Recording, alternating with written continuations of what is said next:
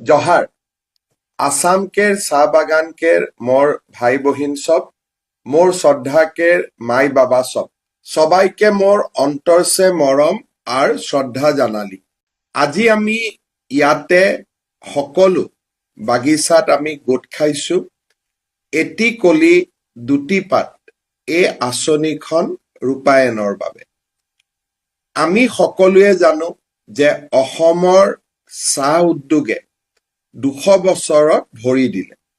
তাৰ মানে আমাৰ চাহ বাগিচাত কাম কৰা শ্ৰমিক ভাই বন্ধু মোৰ বাবা মা সকলৰো অসমলৈ অহা 200 বছৰ পূৰ্ণ হ'ল।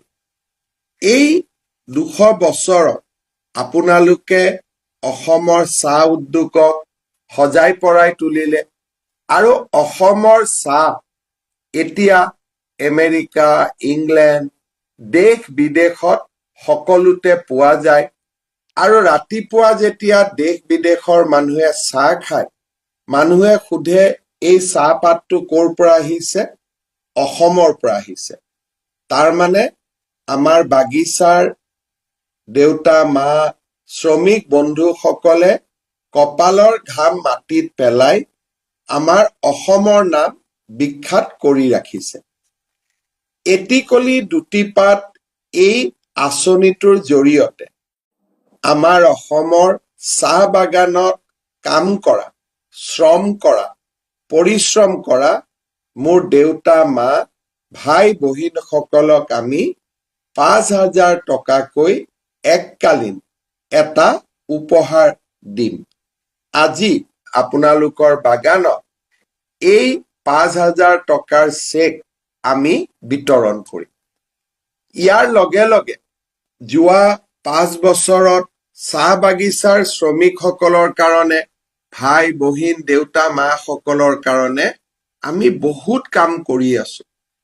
কেইদিনমান আগতে আমি এটা নিয়ম কৰিছিলো যে আমাৰ অসম চৰকাৰত যিমান চাকৰি ওলাব তাৰ 3% চাহ বাগিচাৰ শ্ৰমিক বন্ধু সকলৰ ল'ৰা ছোৱালীয়ে পাব লাগিব।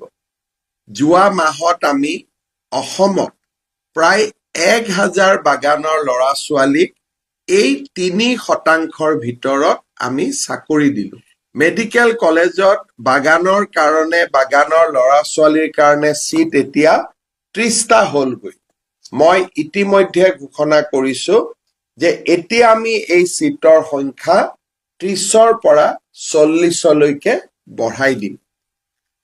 যোৱা বছৰত বিশেষকৈ 2025 চনত আমি কিমান সুন্দৰকৈ গুৱাহাটীত চাহ বাগিচাৰ ঝুমুৰ নৃত্যক আমি প্ৰদৰ্শন কৰিলো। বাগানৰ পৰা অহা ল'ৰা ছোৱালীবিলাকে ঝুমুৰ নাচিলে, ভাৰতৰ প্ৰধানমন্ত্ৰীয়ে ঝুমুৰ চালে আৰু 72খন দেশৰ ৰাষ্ট্ৰদূতসকলেও আহি এই ঝুমুৰ নৃত্য উপভোগ কৰিলে। তাৰ মানে আমাৰ বাগিচাৰ ঝুমুৰ নৃত্য আজি দেশ আৰু বিদেশত বিয়পি পৰিল। আপোনালোকে এইটো কথাও গম পাইছে যে আমাৰ চাহ বাগিচাৰ লেবাৰ কলনীত থকা বা লেবাৰ লাইনত থকা মা বাবা সকলক আমি এতিয়া মাটিৰ অধিকাৰো দিব খুজিছো। ইমান দিন আমাৰ যি মাটি আছিল ই বাগানৰ মালিকৰ নামত আছিল। এতিয়া আমি বিধানসভাত এখন আইন পাছ কৰিছো যাৰ জৰিয়তে এই মাটিৰ নাম মালিকৰ নামত নাথাকিব, মালিকৰ নাম আমি মাটিৰ পৰা কাটি দিম আৰু তাৰ জাগাত বাগানৰ লাইনত থকা মোৰ মা বাবা সকলৰ নামত আমি মাটি লিখি দিম। 2 এদিনতে আপোনালোকৰ মাজত আমি ফৰ্ম বিলাম, আপোনালোকে নিজৰ নাম লিখিব, কোন বাগানৰ কোন লাইনত আছে আপোনালোকে লিখিব আৰু এই এপ্লিকেশ্যন বিলাক আমি পৰীক্ষা কৰি আপোনালোকক মাটি বিলাক আমি দিয়াৰ কাৰণে ব্যৱস্থা ল'ম। আমি চাহ বাগিচাত ৰাস্তা বনালো, চাহ বাগিচাত ইলেক্ট্ৰিচিটি ভাল হ'ল, পানীৰ ব্যৱস্থা হ'ল। তাৰ লগে লগে আমাৰ বাগিচাত হাইস্কুল নাছিলে, আমি 100খনতকৈও বেছি চাহ বাগিচাত হাইস্কুল পাতিলো আৰু এতিয়া আমি নতুনকৈ আৰু 100খন হাইস্কুল আমি ফেব্ৰুৱাৰী মাহৰ ভিতৰতে আৰম্ভ কৰিম। অসমৰ চাহ বাগিচাৰ মোৰ বাবা মা ভাই বহিনসকলৰ কাৰণে আগতে কোনো চৰকাৰে ইমান কাম কৰা নাছিল, কিন্তু আমি সকলোৱে জানো কাজিৰঙাৰ গড় আৰু আপোনালোকে উৎপাদন কৰা চাহ ই হৈছে অসমৰ পৰিচয়। যদি আমি চাহক লৈ গৌৰৱ কৰোঁ, এই চাহ উৎপাদন কৰা শ্ৰমিকসকলক লৈও আমি গৌৰৱ কৰিব লাগিব। আৰু সেইকাৰণে আমি চাহ বাগিচাৰ প্ৰতিটো পৰিয়ালৰ কাৰণে এনেকৈ নতুন নতুন আঁচনি যোগাৰ কৰিছো আৰু আমি আপোনালোকক আঁচনি আগবঢ়াইছো।